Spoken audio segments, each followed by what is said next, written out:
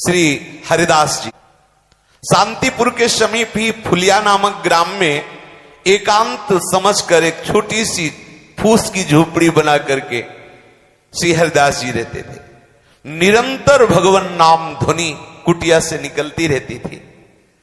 संपूर्ण देश में विधर्मियों का शासन था, बड़ा कठोर शासन उनका। बंगाल में तो विधर्मियों की सत्ता ही थी। वो अपने धर्म पर अत्यधिक जोर देते थे कि हिंदू धर्म के अधिक से अधिक लोग इस धर्म को स्वीकार करें। कोई चू नहीं बोल सकता था उनके फरमान के आगे, ऐसा कठिन शासन। स्थान स्थान पर उनके धर्म का प्रचार हो रहा था। उनके धर्म प्रचार में जरा भी कोई विघ्न अगर उपस्थित कर दे तो बादशाह से उसे सीधे मृत्युदंड, ऐसा भयंकर से भयंकर पीड़ायुक्त दंड दिया जाता था। इधर इस कुल में जन्म होने के कारण और निरंतर नाम रटने के कारण विधर्मियों के हृदय में बड़ी पीड़ा हुई कि हमारे कुल में जन्म लेकर के भी ये हिंदुओं के ठाकुर का नाम जप करते हैं। काजी को बहुत कष्ट हुआ।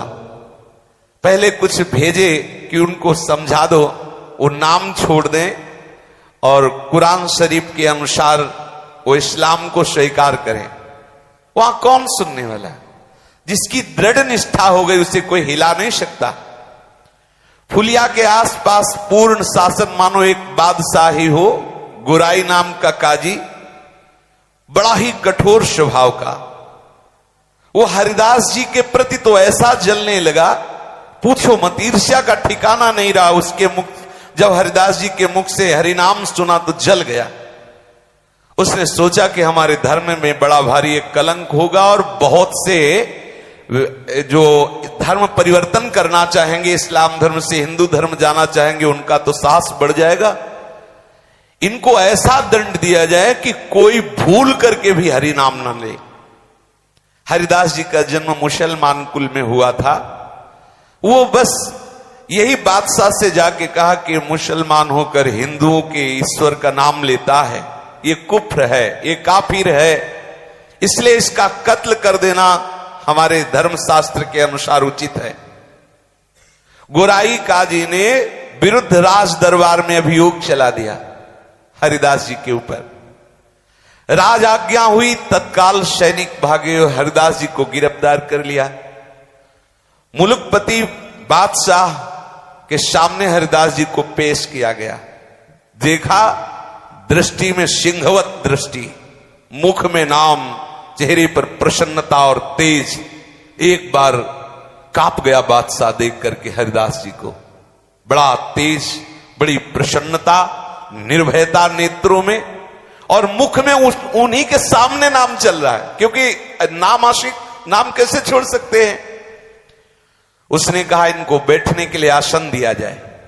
जहां बंदी बना के ले गया था वहां हरिदास जी को आसन दिया गया। हरिदास जी ने नम्रतापूर्वक मुलकपति के सामने बैठ गए। उसने दया दर्शाते हुए कहा कि आपको देखकर लगता है कि आपको दंड न दिया जाए, पर आपका जन्म मुसलमान के कुल में हुआ। मुसलमान के घर में जन्म होना ये अल्लाह की बड़ी कृपा से होता है। बादशाह ने कहा, और तुम मुसलमान के यहां जन्म लेकर काफिरों का आचरण करते हो, जानते हो तुम्हें नरक मिलेगा, कभी मुक्ति नहीं मिलेगी, क्योंकि कुरान शरीफ के अनुसार चलने पर तुम्हें मुक्ति मिलेगी। हम चाहते हैं कि तुम कुरान शरीफ को स्वीकार करो, हम तुम्हें दंड नहीं देना चाहते, बंद करो हरि नाम लेना। तुम तौबा बोलो, अर्थात गलती स्वीकार करो, प्रायश्चित करो, कलमा पढ़कर मोहम्मद साहब की शरण में जाओ, भगवान तुम्हारे अपराधों को क्षमा कर देंगे और तुम्हें मोक्ष प्राप्त होगा। मुलकपति की ऐसी सरल बात सुनकर हरिदास जी ने हाथ जोड़ा और कहा, महाशय, आपने जो कुछ कहा बिल्कुल आप अपने विश्वास के अनुसार ठीक कह रहे हैं, मेरा कोई विरोध नहीं आपसे, क्योंकि हर एक मनुष्य का विश्वास अलग अलग तरह का होता है। जिस तरह का दृढ़ विश्वास होता है उसी प्रकार उसको फल की प्राप्ति होती है। दूसरों के धमकाने से या किसी प्रलोभन से या भय से जो अपनी प्रीता को, अपने विश्वास को छोड़ देता हो, कैसा विश्वासी रहा, उसे कभी परमात्मा तत्व की प्राप्ति नहीं होती। जो किसी भय से, किसी प्रलोभन से अपनी निष्ठा को छोड़ दे। आपने मुझे मृत्यु दंड का भय दिखाया, मोक्ष का प्रलोभन दिखाया, मैं नाम नहीं छोड़ सकता। यदि मैं नाम छोड़ दूं तुम्हारे कहने से, तब मेरी दुर्गति हो जाएगी। क्योंकि मैं भयवश या प्रलोभनवश नाम को छोड़ दूं तो मैं मान सकता हूं कि मेरी दुर्गति हो जाएगी। ऐसा करने से मैं नरक का भागी बनूंगा। पर मैं भगवान नाम निष्ठ हूं, इसलिए मेरा सर कलम कर दिया जाए तो हंसते हंसते कटवा लेंगे सर, लेकिन नाम नहीं छोड़ेंगे। इनकी ऐसी बात सुनकर के कुछ क्षण के लिए पूरी सभा मौन हो गई। भगवान नाम का प्रभाव, मुलकपति का हृदय पसीज उठा। इनकी वो सरल वाणी, इनका वो तेज, इतना आकर्षण, वो मौन हो गया। फिर थोड़ी देर में बोला कि तुम्हारी बातें हमारी समझ में कुछ कुछ आती हैं, लेकिन ये जितनी बातें तुमने कही ये सब हिंदू फकीरों की है, तुम्हें उचित नहीं है। तुम मुसलमान के कुल में जन्मे हो, तुम्हें मुसलमान के धर्म में ही विश्वास रखना चाहिए।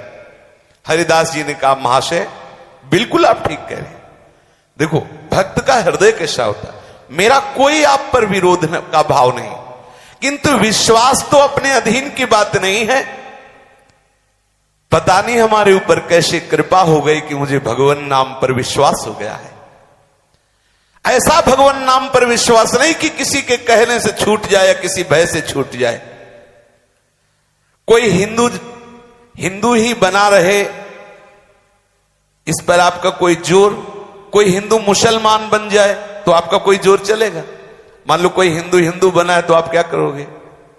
अगर कोई हिंदू मुसलमान बनना चाहता है तो आप उससे सहयोग करेंगे, रोकेंगे नहीं। अगर कोई मुसलमान हिंदू बन जाए तो क्या फर्क पड़ता है?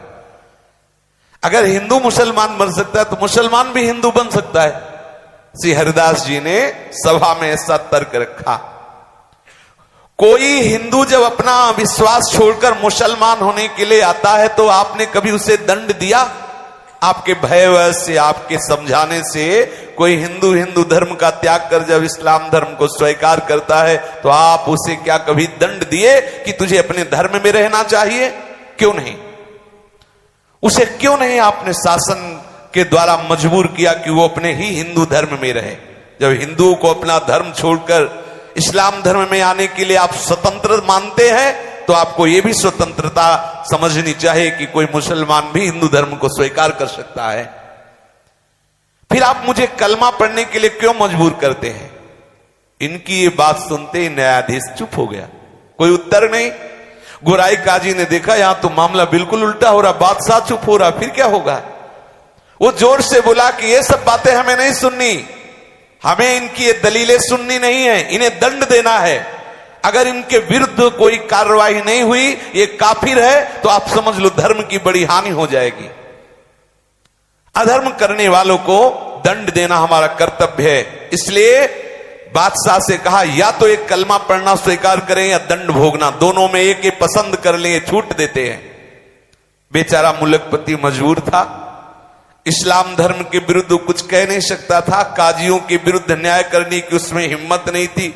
उसने गोराई काजी की बात का समर्थन करते हुए कहा कि या तो तुम कलमा पढ़ो और या दंड स्वीकार करो। हरिदास जी ने निर्भीक स्वर में कहा, महाशय मुझे जो कहना था मैंने एक बार कह दिया, भारी से भारी दंड भी हंसते हुए स्वीकार करूंगा, लेकिन हरि नाम नहीं छोड़ूंगा। कितनी बड़ी बात! यहां एकांत में बोल लेना अलग बात है, जब सामने दंड दाता विराजमान है, शासनकर्ता विराजमान है, और उस सभा में ऐसा बोलना बहुत बड़ी हिम्मत की बात है। कोई भी दंड मुझे अपने विश्वास और निष्ठा से विचलित नहीं कर सकता, ऐसा ठाकुर हरिदास जी ने कहा। आप दंड की बात कहते हो, मैं भरी सभा में कहता हूं कि तलवार से मेरे अंग के टुकड़े टुकड़े कर दिए जाएं तो भी मेरे मुख से हरिनाम निकलेगा और कुछ नहीं। जब तक शरीर में श्वास लेने की ताकत रहेगी तब तक हरिनाम बोलूंगा, चाहे मेरे शरीर के टुकड़े कर दो। इस सभा में हरिनाम को छोड़ नहीं सकता, वो आपको जो भावे वो सो करो। हरिदास जी के ऐसे निर्भीक उत्तर को सुनकर मुलकपति किंकर तब विमूढ़ हो गया। वो कुछ सोच नहीं पा रहा था हरिदास जी को क्या दंड दें। उसने गुराई काजी की तरफ देखा। मुलकपति के भाव को समझकर गुराई काजी ने कहा, हुजूर जरूर दंड देना चाहिए, इसे माफ मत करना। यदि इसे दंड नहीं दिया गया तो मनमानी बहुत लोग करने लगेंगे और इस्लाम धर्म के अस्तित्व का ही भाव संकट में पड़ जाएगा। बादशाह ने कहा, मुझे तो नहीं सूझता कि इन्हें क्या दंड दें, तुम ही निश्चय करो इन्हें क्या दंड दिया जाए।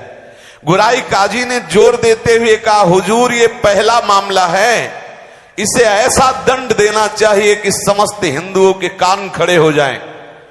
कोई भी हिंदू हमारे इस्लाम धर्म के विरुद्ध आचरण न करे और जो इस्लाम धर्म अर्थात मुसलमान जन है वो भयभीत हो जाए कि कभी हिंदू धर्म को स्वीकार न करें। ऐसा कड़ा दंड दिया जाए, किसी की हिम्मत न पड़े। वैसे तो इसे प्राण दंड ही देना चाहिए, पर सीधे साधे प्राण दंड दे देना ये इसके पापों का प्रायश्चित नहीं होगा। गुराई काजी ने कहा, सोचो नाम जापक के लिए इसकी पीठ पर बेत और कोड़े बरसाते हुए 22 बाजारों में ले जाया जाए और इतना मारा जाए कि कोड़े और बेतों की मार पड़ते पड़ते मर जाए। ऐसा इसे दंड दिया जाए जिससे किसी की हिम्मत नहीं होगी इस्लाम धर्म के विरुद्ध बोलने की। बादशाह ने विवश होकर आज्ञा पाश कर दी। जल्लादों को हुक्म हो गया, कोड़े और बेतों की वर्षा करते हुए 22 बाजारों में हरिदास जी को जान से मार दिया जाए। बांध लिया गया हरिदास जी को, पीठ पर वहीं सामने ही बेत और कोड़े बरसना शुरू हुए। सोचो, अब उनके सुकुमार शरीर पर जे भी कोड़ों की आघात जोर से जल्लाद लोग मारते, कोड़ा तो वैसे ही खाल वो कोड़े में लगी हुई चली जाती। घाव हो, उन घावों पर बेत ऊपर से बरसते, कोड़े बरसते। हरिदास जी की शरीर की पूरी खाल उधड़ गई, मांस दिखाई देने लगा, पीठ से रक्त की धारा बहने लगी। निर्दयी जल्लाद उन घावों पर बेत की वर्षा करते। हरिदास जी के मुख से वही हरिनाम, एक क्षण के लिए भी हरिनाम नहीं रुका। कोड़ों और बेतों की वर्षा हो रही है। बाजार में जो भी देखता आंख मूंद लेता, कोई चीख पड़ता, कोई रोने लगता, हाय हाय मच गई। लेकिन बादशाह के हुक्म के आगे किसी का क्या जोर। बहुत से भक्त तो चीख चीख के रोने लगे। वो केवल कृष्ण नाम कीर्तन करते हुए बेत और कोड़ों की मार सह रहे हरिदास जी। एक बार भी न तो जल्लादों की तरफ मुड़ के देखा, न जनता की तरफ, न एक क्षण के लिए भी नाम रुका। हर समय नाम चल रहा है। 22 बाजारों में घुमाया गया, शरीर रक्त से लथपथ है। हरिदास जी के प्राण नहीं निकल रहे। जल्लादों ने आश्चर्य प्रकट किया कि ऐसा कठोर आदमी तो आज तक हमने नहीं देखा। हम लोगों के 10-20 बेत कोड़े पड़ते ही कितने मूर्छित हो गए देखा है, लेकिन 22 बाजारों में कितने असंख्यों बेत और कोड़े पड़ गए। इसके होश जीव कितने बने हुए। ये मरेगा भी कि नहीं? अगर नहीं मरेगा तो बादशाह मुझे मार डालेगा। इसलिए वो जल्लाद कांप रहे कि मरेगा कैसे। हमें लगता है जो नाम उच्चारण कर रहा है इसी का प्रभाव है।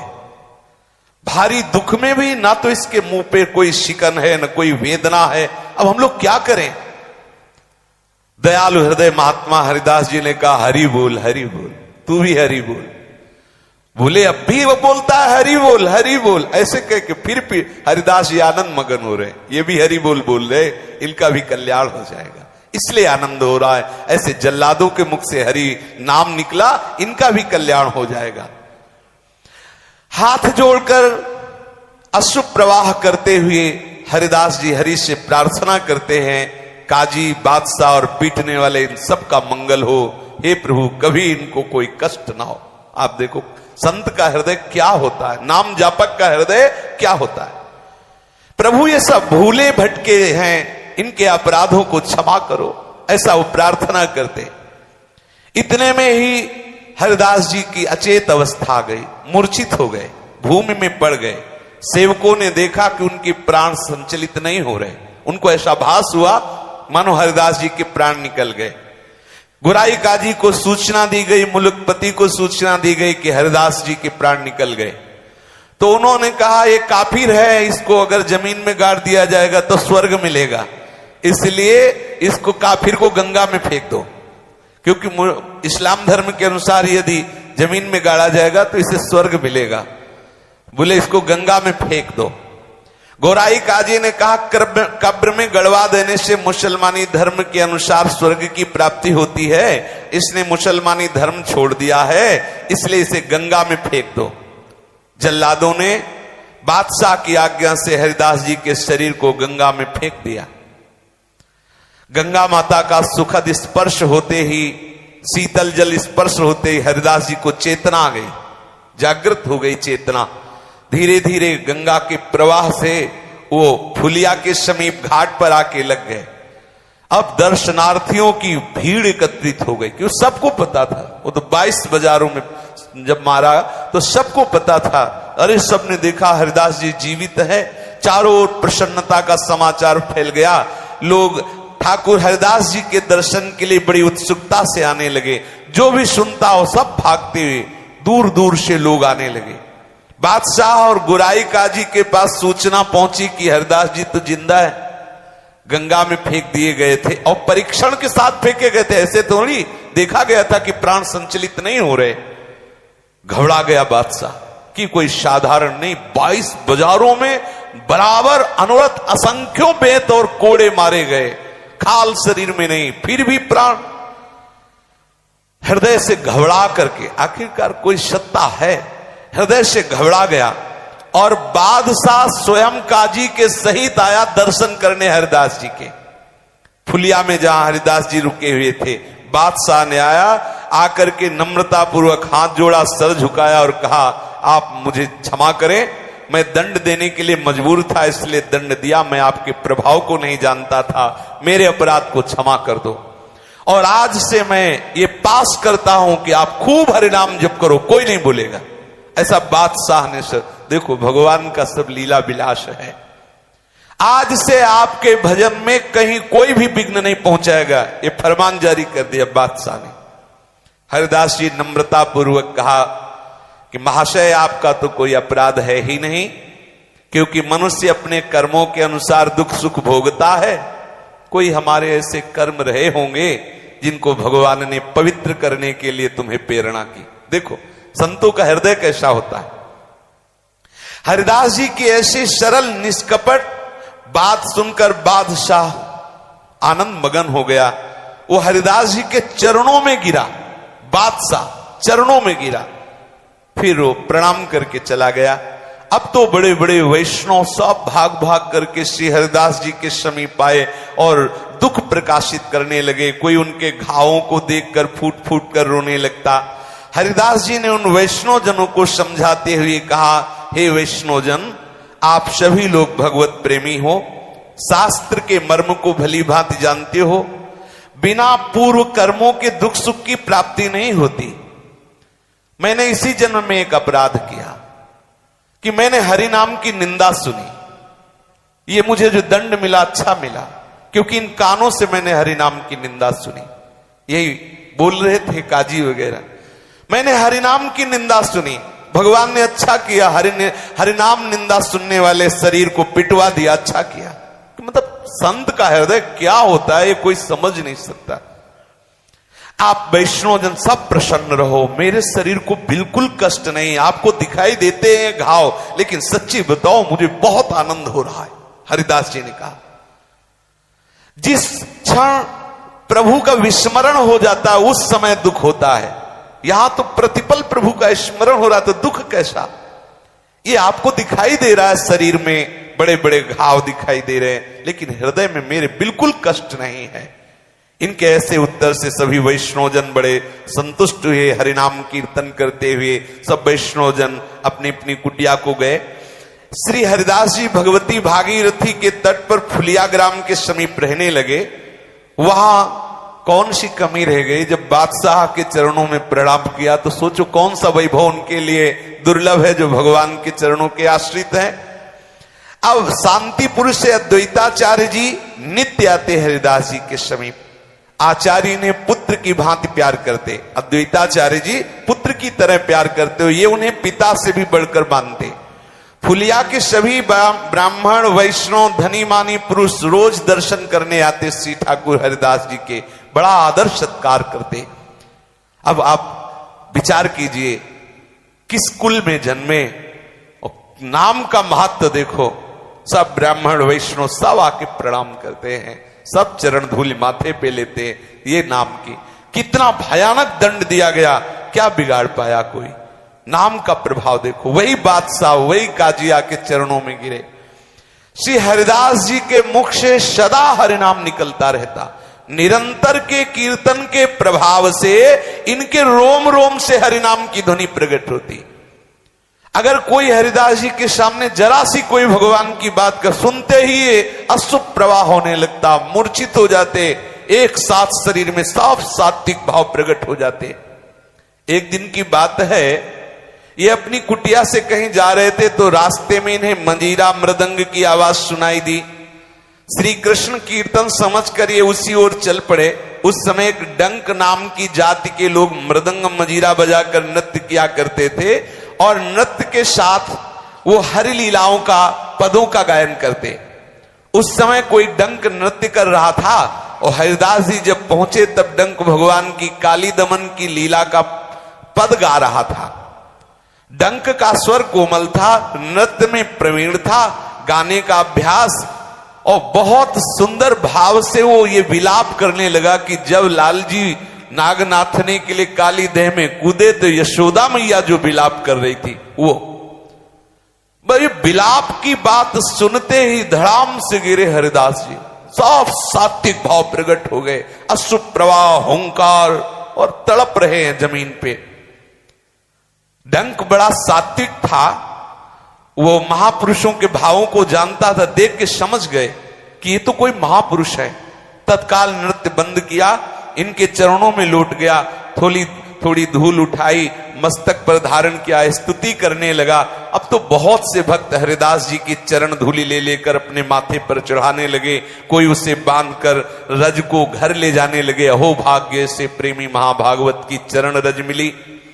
वहीं पर एक ब्राह्मण बैठा था, वो देख के जल रहा था कि देखो किस कुल में हरिदास जी जन्मे और सब इनकी चरण धूल ले रहे हैं, मैं मिश्रा जी मेरी कोई बात पूछ नहीं रहा। तो वो थोड़ी देर के बाद वो फिर डंक पद गाने लगा। अब वो ब्राह्मण एकदम जैसे हरिदास जी हुंकार करके गिरे थे वैसे वो भी गिरा। अब जे भी वो गिरा, वो तो पूरा देख ही रहा था कैसे हरिदास जी करे, तो वैसे ही करने लगा।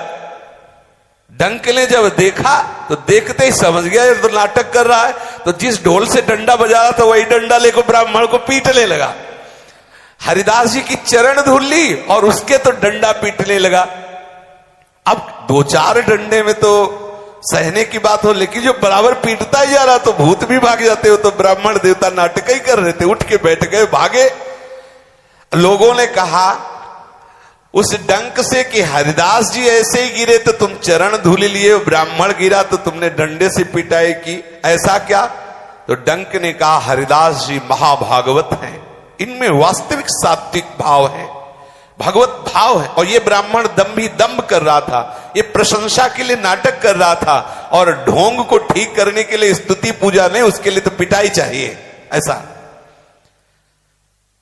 बोले मूर्खों के सामने भले ढोंग काम करे, हम लोगों के सामने नहीं। हमारे नेत्रों के सामने हजारों लोग आते जाते हैं, मुझे खूब पहचान है कौन महाभागवत है और कौन पाखंड कर रहा है। हरिदास जी सचमुच महान रत्न है, उनके रहने से भारत देश पवित्र है। आप लोग बड़े भाग्यवान हैं जो ऐसे महापुरुष का दर्शन पा रहे हैं। डंक की बात सुनकर सभी को परम प्रसन्नता हुई और सब लोग हरिदास जी की भूरी भूरी प्रशंसा करने लगे।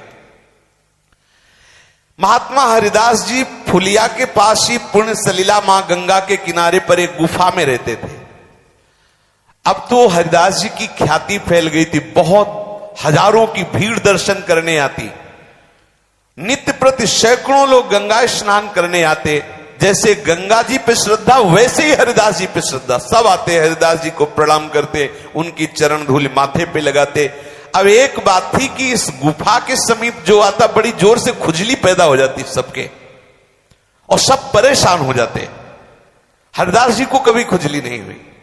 अब ये बात बहुत जोर से फैल गई तो एक आयुर्वेद के आचार्य वहां आए और उन्होंने कहा कि यहां कोई बहुत बड़ा विषैला सांप रहता है और उस विषैले सांप के प्रभाव से वायुमंडल में जहरीला प्रभाव है, इसीलिए खुजली हो रही है, लोगों को भांति भांति की हानि भी पहुंच सकती है। हरिदास जी से कहा कि आप यहां से चले जाइए, वो विषधर सर्प जो है बहुतों की हानि कर सकता है, क्योंकि बहुत लोग यहां आएंगे दर्शन के लिए, तो किसी न किसी तरह से श्वास प्रश्वास में ऐसी जहरीली वायु जाएगी जिससे किसी की मृत्यु भी हो सकती है। हरिदास जी ने कहा कि भाग तो नहीं सकते यहां से, हम यहां से छोड़ नहीं सकते, क्योंकि यहां भगवती गंगा जी और बहुत सुंदर गुफा है, एकांत है, भजन में अच्छा लगता है। शारीरिक जो कष्ट होगा होना होगा तो हो ही जाएगा, उसके लिए हम स्थान नहीं त्यागेंगे। लेकिन उसने आग्रह किया कि आपकी बात नहीं, केवल बहुत हजारों लोग दर्शन करने आते हैं, हजारों लोगों को कष्ट होगा। तो हरिदास जी ने कहा कि कल तक का समय दीजिए, अगर कल तक सबके सामने सांप यहां से निकल के नहीं चला जाएगा तो हम कुटिया छोड़ देंगे और चले जाएंगे। हरिदास जी कीर्तन में मगन हो गए। बड़ा आश्चर्य, सब लोग हरिदास जी के समीप कीर्तन कर रहे थे, उसी समय देखा कि एक दूर से अंधकार का नाश करते हुए एक प्रकाश पैदा हुआ। सभी भक्त आश्चर्य के साथ देख रहे थे और विचित्र रंग बिरंगा बड़ा भयंकर सर्प फण फैलाए हुए उधर से, वो जो प्रकाश था वो मणिधर सर्प की मणि चमक रही थी, उसके मस्तक की मणि प्रकाश फैला रही थी।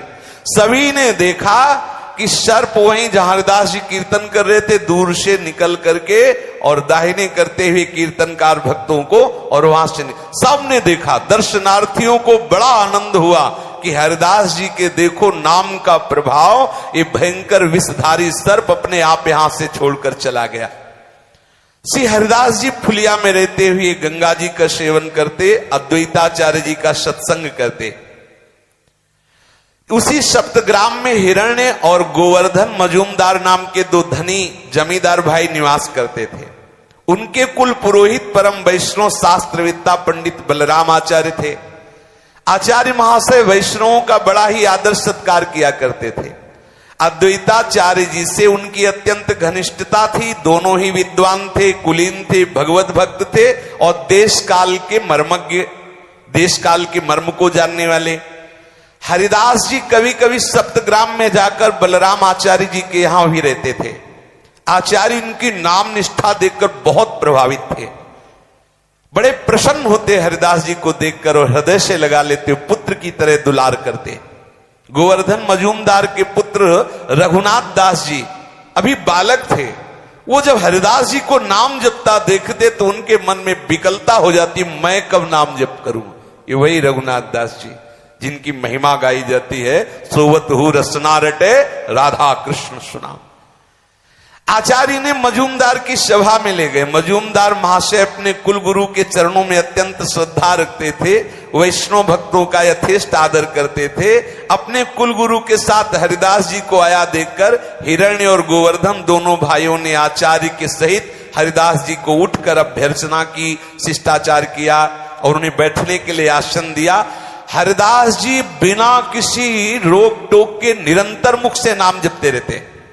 सभी लोग देखकर आश्चर्य के, इनको किसी के प्रणाम नमस्कार से कोई मतलब नहीं। ये नाम कितने नाम निष्ठ महाभागवत है, सब देखकर आश्चर्यचकित होते। निरंतर नाम चल रहा है, इनके निरंतर नाम जप को देखकर कोई ऐसा नहीं होता जो एकदम आसक्त ना हो जाए। ये देखो नाम जापक में एक विशेष आकर्षण होता है। बहुत से पंडित लोग भी वहां बैठे हुए थे। भगवान नाम जप का प्रसंग आने पर पंडितों ने नम्रता पूर्वक पूछा कि भगवान नाम जप का अंतिम फल क्या है, इससे किस प्रकार के सुख की प्राप्ति होती है? क्या हरिनाम जप से सभी दुखों का नाश हो जाएगा? क्या केवल नाम जप से मोक्ष मिल जाएगा? हरिदास जी ने उस सभा के पंडितों से हाथ जोड़ करके कहा, महानुभावों, मैं तो बहुत नीच हूं, आप तो ब्राह्मण देवता हैं, बड़े शास्त्रज्ञ हैं, धर्म के मर्म को भली भांति जानने वाले हैं, वैष्णव ग्रंथों का, शास्त्रों का स्वाध्याय किया है, मैं आपके सामने क्या बोलूं? किंतु जब आपने प्रश्न किया है तो मैं आपको इतना बता देता हूं कि भगवान नाम से क्या नहीं हो सकता, कौन सा सुख नहीं मिल सकता। भगवान नाम सर्वश्रेष्ठ महामहिमा में है। जो भगवान नाम जप करता है उसके हृदय में अखंड प्रसन्नता विराजमान हो जाती है, क्योंकि नाम नामी को घसीट कर हृदय में प्रकाशित कर देता है। सर्वश्रेष्ठ फल नाम नामी को आकर्षित करके हृदय में प्रकाश, भगवान को बांध लेता है नाम। हृदय से कभी जा नहीं सकते जिसके हृदय में नाम चलता है। नाम जप करने वाला यदि मोक्ष चाहे तो मोक्ष मिल जाए, दुखों का अत्यंता भाव हो जाए, सगुण निर्गुण जो ज्ञान चाहे वो सब ज्ञान प्राप्त हो जाए। जिसका अंतिम ध्येय है नाम, क्या नहीं प्राप्त हो सकता। पंडितों की सभा में हरिदास जी ने कहा, कहीं भी रहे, कैसी भी परिस्थिति में रहे, किसी भी योनि में रहे, निरंतर भगवान नाम जो स्मरण कर रहा है, भगवान उससे कभी पृथक नहीं रह सकते। नाम जापक के साधक का अंतिम लक्ष्य है, भगवान नाम के साधक का साध्य भी साधन भी सब नाम ही है। नाम जापक का लक्ष्य नाम है, कभी नाम न छूटे। भगवान नाम से जो अन्य किसी फलों को चाहता है वो भी उसका रहस्य नहीं जान पाया नाम का। नाम का फल है नाम में प्रीति हो जाए, क्योंकि जिसे नाम में प्रीति है मोक्ष, प्रेम, भगवत प्राप्ति, तत्व ज्ञान, सगुण निर्गुण जो सब आ जाएगा हृदय में। यदि आप इसके सिवा और कुछ जानते हो तो बताएं। हरिदास जी ने कहा, इनकी ऐसी युक्तियुक्त सार गर्भित मधुर वाणी सुनकर सभी को प्रसन्नता हुई। सभा में गोपाल चक्रवर्ती नाम का बैठा हुआ आदमी था, वो बड़ा तार्किक था। हरिदास जी की बात का खंडन करते हुए खड़ा हुआ और बोला, केवल भावुकता की बातें मत बोलो, पढ़े लिखे तो हो नहीं, नाम जोर से उच्चारण करते हो, बस कह दिया सब हो जाएगा नाम से, शास्त्रों का अध्ययन किया है। अब हरिदास जी चुप हैं। भगवान नाम से कहीं दुखों का नाश होता है, ऐसा उसने बोला। बड़ा अपने को पंडित समझता था। शास्त्रों में जो भगवान नाम की महिमा गाई गई है वो केवल अर्थवाद है। ये देखो घोर नामापराध।